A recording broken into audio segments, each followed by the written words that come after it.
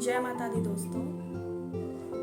जैसा कि जो विमान दुर्घटना हुई है, तो इस दुर्घटना होने के कारण लोग ये जानना चाह रहे हैं कि आखिरकार धीरेन्द्र शास्त्री जो पर्ची निकालते हैं वो दुर्घटनाओं से पहले पर्ची निकालकर क्यों नहीं दे देते। और इस बात को लेकर के उन्हें बहुत ट्रोल किया जा रहा है। ये कहा जा रहा है कि अगर वो सब कुछ जानते हैं, वो भविष्य बता देते हैं, तो पहले से पता क्यों नहीं देते कि फलाना फला जगह पर ये दुर्घटना घटने वाली है। तो आइए जानते हैं कि आखिर ऐसा क्यों है कि धीरेन्द्र कृष्ण शास्त्री पहले से क्यों नहीं बता देते कि ये दुर्घटना घटने वाली है। उसके लिए आपको पूरा सच जानना पड़ेगा। और सच ये है कि पंडित धीरेन्द्र कृष्ण शास्त्री के पास ऐसी कोई चीज नहीं है जिससे वो तुरंत ही भविष्य बता दें। पर्ची निकालने का एक सिस्टम है।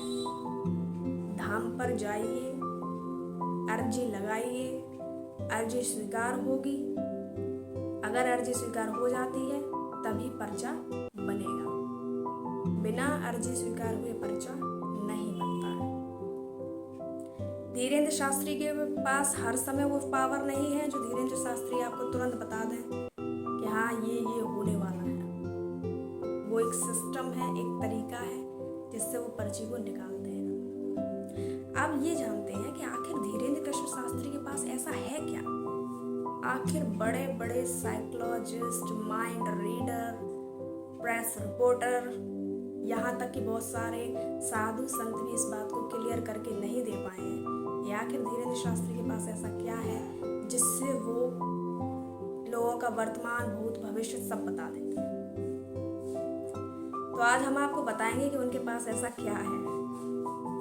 देखिए, धीरेन्द्र कृष्ण शास्त्री के ऊपर ना तो किसी भगवान की कृपा है, ना कोई भगवान उनसे मिलते हैं, ना उनसे कोई भगवान बात करते हैं। उन्हें सपने में भी भगवान का, किसी भी भगवान का कभी कोई दर्शन नहीं हुआ है।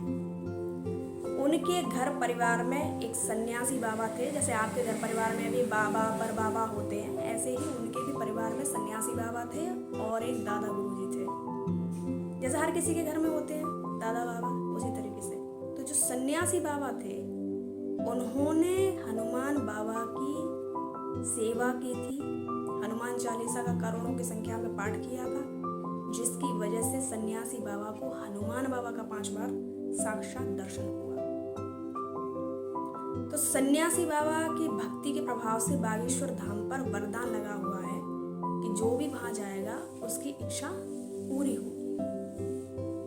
धीरेन्द्र कृष्ण शास्त्री पर कोई कृपा नहीं है, ना कोई उन्हें सिद्धि है उनके पास कुछ भी नहीं है। बस वही सन्यासी बाबा धीरेन्द्र कृष्ण शास्त्री के आसपास रहते हैं, वो ही उनको बताते हैं और कभी कभी वो उनके शरीर पर हावी भी हो जाते हैं। तो आपने देखा होगा कि धीरेन्द्र शास्त्री कभी कभी वानरों जैसा स्वभाव करते हैं। तो वो इसीलिए करते हैं क्योंकि कहीं ना कहीं जब शक्ति उनके ऊपर हावी होती है तभी वो इस तरीके का विचित्र व्यवहार करते हैं। तो भविष्य वो अपनी दम पर नहीं बताते हैं, ना ही उनके पास कुछ ऐसा है। केवल सन्यासी बाबा जो उनको बताते हैं वो वही बता पाते हैं। अब जब सन्यासी बाबा ही उनको नहीं बताएंगे तो कैसे किसी को कुछ बता दें। पर्चा बनने का सिस्टम तो यही है ना कि धाम पर जाइए, अर्जी लगाइए, अर्जी स्वीकार होगी तभी पर्चा बनेगा। ऐसे बिना अर्जी स्वीकार हुए पर्चा नहीं बनता है। और ऐसे धीरेन्द्र शास्त्री हर किसी के बारे में, भविष्य में के बारे में नहीं बता सकते। जिसकी अर्जी स्वीकार होती है उसी का बताया जाता है, और अर्जी स्वीकार सन्यासी बाबा ही करते हैं। कोई भी कथावाचक चाहे पंडित धीरेन्द्र शास्त्री ही क्यों ना हो, ना तो ये सन्यासी है, ना ये संत है, ना ये बाबा है, ये कुछ नहीं है। ये सिर्फ और सिर्फ एक कथावाचक है। ये कथाओं को बेचते हैं और धन कमाते हैं। इनका केवल यही एक बिजनेस है। नहीं तो आप खुद कथावाचकों से जाकर पूछ लीजिए कि कभी उनको भगवान का दर्शन हुआ है। खुद किया उन्होंने कभी भगवान का दर्शन?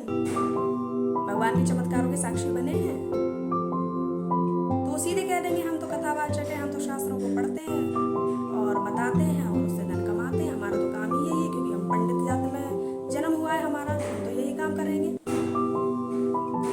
तो वो अपना काम करते हैं। दर्शन वर्शन किसी को कुछ नहीं हुआ है, और पंडित धीरेन्द्र कृष्ण शास्त्री तो खुद ही कहते हैं कि उनके ऊपर किसी भगवान की कृपा नहीं है, ना दर्शन हुआ है और ना ही भगवान जी से बात हुई। अन दुर्घटना हुई थी उसके बारे में पहले से क्यों नहीं बताया, कहीं भी कोई दुर्घटना होती है उसके बारे में पहले से वो क्यों नहीं बता देते। अरे भाई वो कैसे बता देंगे, जो शक्ति उनके साथ चल रही है वो बताइए, तभी तो वो बताएंगे ना। और वो शक्ति तभी बताती है जब वहाँ अर्जी लगती है।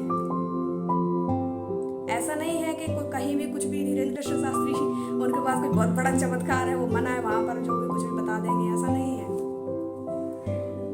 धीरेन्द्र कृष्ण शास्त्री शक्ति के अकॉर्डिंग चलती है, शक्तियाँ थोड़ी धीरेन्द्र कृष्ण शास्त्री के अकॉर्डिंग चलती हैं। सन्यासी बाबा के अकॉर्डिंग धीरेन्द्र कृष्ण शास्त्री चलते हैं, धीरेन्द्र कृष्ण शास्त्री के अकॉर्डिंग सन्यासी बाबा नहीं चलते हैं।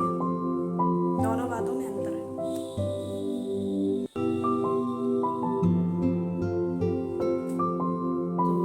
तो आई थिंक आपको समझ में आ गया होगा कि धीरेन्द्र कृष्ण शास्त्री के पास ऐसा क्या है जिसके बल पर वो बता देते हैं। और आपको ये भी समझ में आ गया होगा कि भाई हर चीज़ वो नहीं बता सकते, जब शक्ति ही नहीं बताएगी तो वो कहाँ से बताते हैं। हर चीज़ का एक तरीका होता है, एक सिस्टम होता है, उसको फॉलो करना पड़ता है तभी बता सकते हैं। वो भी अर्जी स्वीकार होने पर ही बताया जाएगा। आप ये सोचो हम अर्जी लगा दें और हमारा पर्चा बन जाए, नहीं। अर्जी लगी तो है, स्वीकार हुई है या नहीं हुई है, इस बात पर भी ये चीज़ निर्भर करती है। इतने बड़े बड़े लोग, पूरी मीडिया थक गई, साइकोलॉजिस्ट भी आ गए, माइंड रीडर भी आ गए, बट इस सीक्रेट को कोई नहीं जानता है। बहुत सारे साधु संत भी नहीं बताएंगे। किसी ने इसको सिद्धि बता दिया, किसी ने इसको माइंड रीडिंग बता दिया, किसी ने कुछ बता दिया, किसी ने कुछ बता दिया, बट एक्चुअल में ये उनके घर के ही बाबा हैं, सन्यासी बाबा। उनके ऊपर हनुमान जी की कृपा थी, उन्होंने 5 बार साक्षात दर्शन किया था। तो सन्यासी बाबा की ही आशीर्वाद से ये पंडित धीरेन्द्र कृष्ण शास्त्री